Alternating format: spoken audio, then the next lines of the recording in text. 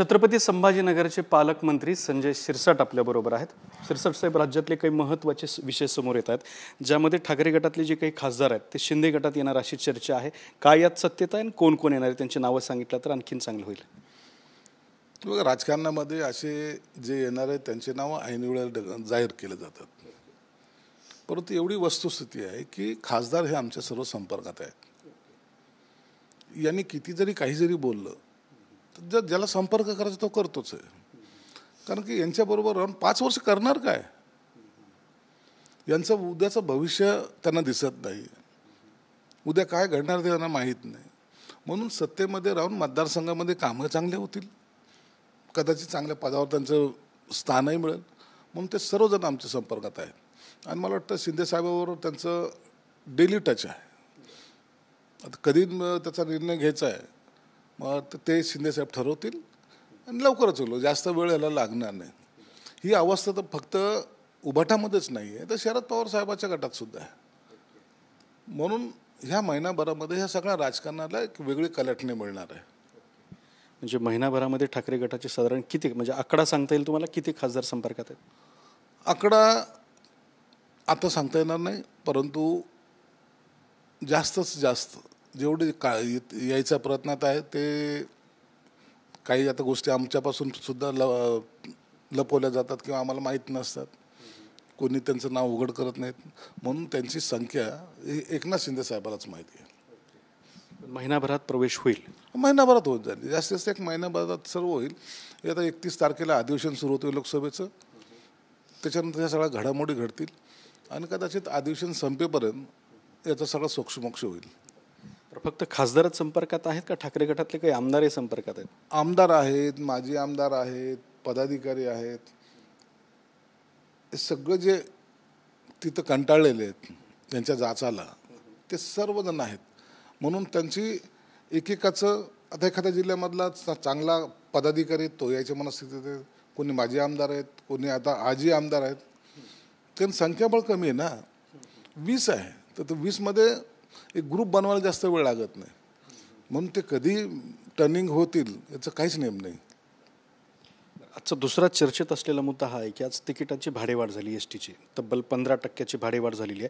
म्हणजे छत्रपती संभाजीनगरवरून पुण्याला जायला पूर्वी 515 रुपये तिकीट होतं शिवशाहीचं, आता तिथं 600 रुपये मोजावे लागणार आहेत, इतकी मोठी भाडेवाढ आहे।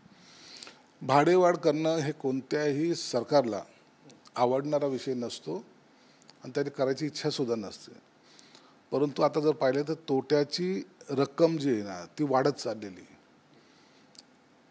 आणि असा काही वेळ यायला लागला आहे की एखाद्या वेळेला ही एस टी बंद करावी की काय असा संभ्रम निर्माण झाला आहे। म्हणून थोडा त्रास आहे, सर्वसामान्याला भाडेवाढ परवडणार नाही हे आम्हालाही जाणीव आहे, परंतु ते केल्याशिवाय ही एस टी रनसुद्धा होणार नाही। तुम्ही पाहिलं कर्मचाऱ्यांचे पगार, त्यांची आंदोलनं, ते हे सगळं जर पाहिलं तर दर महिन्याला कर्मचाऱ्याचे पगार देताना सुद्धा जी कसरत करावी लागते ती अत्यंत भयानक आहे। म्हणून तर ह्याला थोडंसं सपोर्ट मिळण्यासाठी ही भाडेवाढ केलेली आहे। बसेस आपण बोलवतो जास्त, आता 2000 बसेस घ्यायच्या आहेत, त्या बसेस जेव्हा येतील ना त्या टायमाला निश्चित एक चांगला त्याचा रन होईल, त्याचा प्रॉफिट होईल अशी आमची अपेक्षा आहे। म्हणून भाडेवाढ कायमस्वरूपी नसणार आहे, ही काही काळापर्यंत असेल, पुन्हा त्याला रिव्हर्ट किंवा मागं घेण्याचं सुद्धा मंत्रिमंडळाने ठरवलेलं आहे किंवा त्यांचा एक मानस आहे। म्हणून आजचं थोडा त्रास जरी होत असेल तरी आपल्याला ही एस टी रन करायला पाहिजे, नसता ही एस टी एक दिवस बंद होईल या अवस्थेत आहे। लाडक्या बहिणींची स्क्रुटिनी होणं वगैरे अशा बातम्या सगळ्या समोर आल्या होत्या, तर एका इंग्रजी वृत्तपत्रानं बातमी दिलेली आहे की जवळपास 30 लाख लाडक्या बहिणींना ज्या अपात्र होत्या त्यांना आणि 12 लाख शेतकऱ्यांना लाभ देण्यात आल्याचं त्यात म्हटण्यात आले। हे बघा, देण्यात आलं त्यावेळेला ज्या गडबडीमध्ये, ज्या याच्यामध्ये समोर निवडणूक होती, फॉर्म भरले काही लोकांनी वाटलं की चला होतंय का पाहून घेऊ, आणि मग असे अनेक जणांनी फॉर्म भरलेत आणि स्क्रुटिनी करताना जर काही चूक झाल्या जरी असतील, परंतु आता त्याच्यावर काय निर्णय घ्यायचा हे मंत्रिमंडळ त्या खात्याच्या मंत्र्याने ठरवायचे। परंतु अनेक लाडक्या बहिणीने ज्या सक्षम आहेत, ज्यांचं व्यवस्थित आहे, त्यांनीसुद्धा आपला अर्ज मागे घेतलेले आहेत।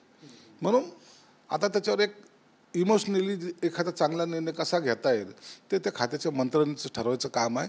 मला वाटतं ते सक्षम निर्णय ते घेतीलही. आता संजय राऊत यांनी अमित शहांवरती टीका केलेली आहे. ते म्हणतात की अमित शहा हे व्यापारी राजकारणी आहेत. शहा सहकार मंत्री झाल्यानंतर सहकार खात्याला घरघर लागली आहे. कुठे गरगर लागली? कसली गरगर लागली? काय चुकीचं काम झालं एक सांगा ना. मग काल अमित शहा जे बोलले की 10 वर्ष कृषी मंत्री शरद पवार साहेब होते, मग त्यांनी काय काय डेव्हलपमेंट केलं त्यांनी सांगावं. सहकार क्षेत्र हे एक कुरण म्हणून जे समजलं जायचं. कोणी उठायचं साखर कारखाना काढायचा, कोणी उठायचं सोसायटी काढायची, कोणी उठायचं आणखीन काही काढायचं आणि त्याच्या माध्यमातून आपलं राजकारण पण आणि अर्निंग पण या दोन्ही गोष्टी साध्य व्हायच्या. आता तो काळ गेलाय.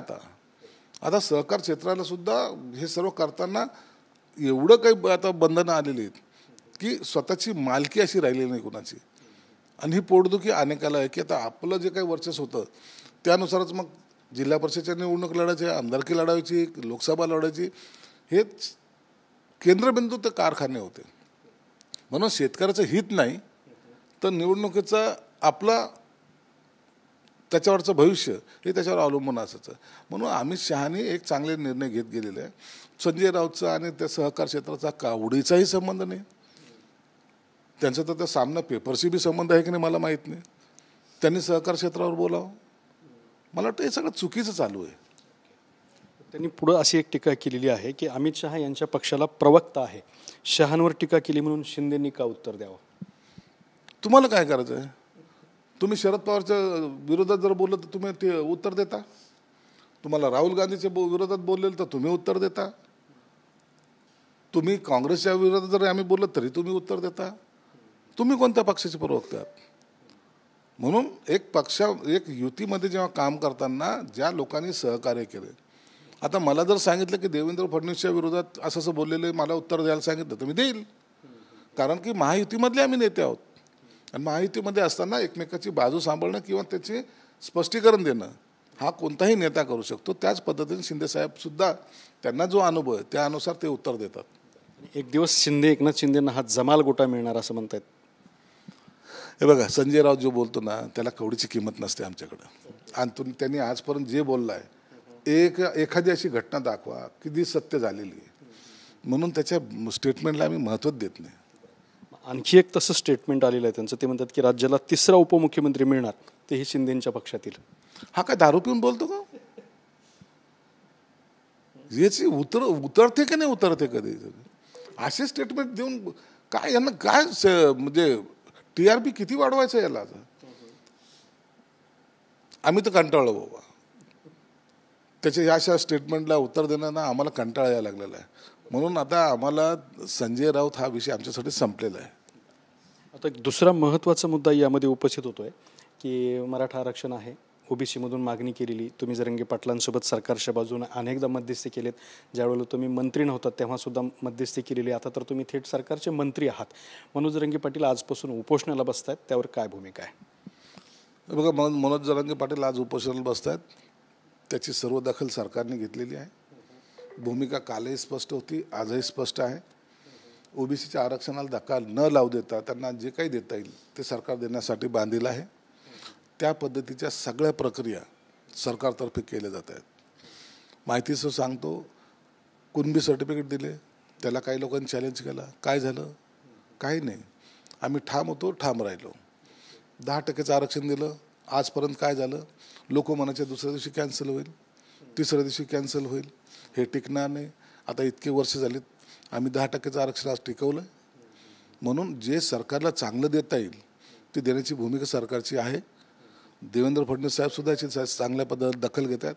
आणि पहिले जी काही आरक्षणाची सुरुवात जी झाली त्या टायमाला देवेंद्र फडणवीस साहेबांनीच त्यामध्ये इंटर केलं होतं. म्हणून मला वाटतं आता एक चांगला निर्णय त्यांच्याकडून अपेक्षित आहे. आणि कदाचित जरांगे पाटलांना सुद्धा माहिती आहे की आता हे सरकार इतक्या बहुमतात असल्यामुळं निर्णय घ्यायला मागे पुढं पाहणार नाही. पण काल जरांगे पाटील म्हणाले की देवेंद्र फडणवीसांना मराठा समाजाची मनं जिंकून घेण्याची संधी आलेली आहे. मराठा समाजाला सरसकट कुणबीची प्रमाणपत्र वाटावीत आणि मराठा समाजाची मनं जिंकून घ्यावीत. नाही, मनं जिंकायला काहीच हरकत नाही आहे. परंतु काही गोष्टी ज्या आहेत ना कायद्याच्या कचाट्यात अडकू नये हे फक्त आमचा हेतू असतो. एखादी मोठी घोषणा करून लोकांची मनं जिंकणं सोपं, परंतु जर त्याला जर उद्या ब्रेक लागला मग तेवढाच रोष आपल्यावर येतो. म्हणून देताना कॉन्क्रीटली दिलं पाहिजे. कोणतीही गोष्ट देताना आपण जी काही घोषणा केलेली त्याची अंमलबजावणी परफेक्ट झाली पाहिजे. कुठेही ते थांबता कामा नये. नाही तर ह्या हाताने द्यायचं आणि दुसऱ्या हाताने काढून घ्यायचं असं जर झालं तर मग लोकांचा राजकारणावर विश्वास उडतो. म्हणून देताना आम्ही ठामपणे आणि जे टिकणार आहे तेच त्यांना देऊ. वाल्मिक कराडला रुग्णालयात ॲडमिट केलेलं आहे. त्यांच्या ॲडमिट होण्यावरून अनेक उलटसुलट आरोप प्रत्यारोप होत आहेत की त्यांचा जे आरोग्याचं कार्ड आहे, रिपोर्ट कार्ड, ते का दाखवलं जात नाही, त्यांना नक्की काय झालं, ॲडमिट करण्यात की काय परिस्थिती आहे, का जाणीवपूर्वक त्यांना सुविधा दिल्या जातात, अशी चर्चा आहे. तुमची काय भूमिका आहे? बहुतेक मी आजपर्यंत पाहिलेलं आहे की एखादा आरोपी जेव्हा त्याला अशा कस्टडीत घेतलं जातं किंवा त्याची चौकशी केली जातं त्याची तब्येत बिघडते. आता यांची तब्येत का बिघडली याचं खऱ्या अर्थानं आपण डॉक्टर नसलो तरी माझी शंका आहे की याची चौकशी झाली पाहिजे. प्रत्येकजण जेव्हा जेलमध्ये गेला त्याची तब्येतच बिघडते आणि जेलच्या बाहेर असलं तर ठणठणीत फिरतात हे लोक. म्हणून हे करताना सुद्धा काळजीपूर्वक तपासलं गेलं पाहिजे. नसता एखाद्यावर अन्याय होऊ द्यायचा नाही, परंतु त्याचा फायदा जर कोणी घेत असेल कायद्याच्या दृष्टिकोनातून हेही योग्य नाही. आज एवढे लाखोचे मोर्चे निघत आहेत, लोक रस्त्यावर येत आहेत, त्या टायमाला त्यांच्या असलेल्या संतप्त भावना आणि मग आरोपीला देणारी ट्रीटमेंट याच्यामध्ये जर फरक झाला तर लोक आपल्याला टार्गेट केल्याशिवाय राहणार नाही. म्हणून या गोष्टीकडे सरकारसुद्धा गांभीर्याने पाहते. मला वाटतं काही दिवसात तो हॉस्पिटलमध्ये राहील आणि पुन्हा आता मुका लागलेला आहे, सुटायचे काही चान्सेस नाहीत किती काही जरी केलं तर. म्हणून आता सरकारने जी काही भूमिका घेतली होती की आरोपीला कठोर शिक्षा देणे किंवा फाशीपर्यंत घेऊन जाणे, ते आता प्रोसेस सुरू झालेली आहे असं म्हणावं लागेल. आता सगळ्यात शेवटी तुम्हाला आवडणारा आणि तुम्हाला इमोशनल करणारा प्रश्न विचारतो. ज्या शहरामध्ये रस्त्यांवर तुम्ही रिक्षा चालवली त्या शहराचे पालकमंत्री म्हणून उद्या 26 जानेवारीला या शहराचं ध्वजारोहण तुमच्या हस्ते होतंय, काय वाटतंय, कशा भावना आहेत? उद्याचा दिवस, उद्याचा तो 9:15ची वेळ मला आत्तापासून धडधडी सुरू करते. या शहरात मी लहानाचा मोठा झालो, या शहरात भाजी विकली, रिक्षा चालवली, कामगार म्हणून राहिलो आणि त्या शहरामध्ये उद्या झेंडावंदन माझ्या हस्ते होतं. आयुष्यामधला सगळ्यात मोठा सुवर्णक्षण आहे तो. काय कमवलं पेक्षा काय मिळालं, सन्मान कोणता मिळाला याला महत्त्व देणारा माणूस मी आहे. म्हणून उद्याचा क्षण सगळ्या या राजकारणामधला 40 वर्षाच्या संघर्षाच्या नंतर मिळालेला मला अत्यंत महत्त्वाचा क्षण आहे आणि मी तो क्षण पुन्हा या शहरासाठी कसा चांगल्या पद्धतीने घालू हे माझे एक त्याच्याकडचं लक्ष आहे. म्हणून हे जे काही पद मिळतं, हे जे काही आपल्याला सन्मान मिळतो याचा उपयोग खऱ्या अर्थानं लोकांसाठी झाला पाहिजे आणि मी तो करायचा प्रयत्न करेल. आयुष्यात नंतर कधी संधी मिळेल की नाही मिळेल, परंतु जे आज हातात आहे त्या संधीचं सोनं करणं हे माझं कर्तव्य आणि त्याला प्रायोरिटी राहील. तर हे होते संजय शिरसाटे. खन्नक राजकारणी म्हणून त्यांची ओळख आहे, मात्र उद्या त्यांच्या हस्ते ध्वजारोहण होते. त्या प्रसंगानिमित्तानं ते भावनिक या ठिकाणी झाले असल्याचं आपल्याला पाहायला मिळतं. दत्ता कानवटे, TV9 मराठी, छत्रपती संभाजीनगर.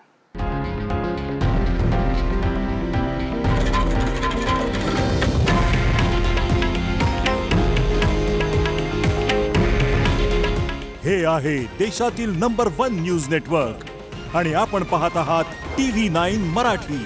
काळजी तुमची, हित महाराष्ट्राचं.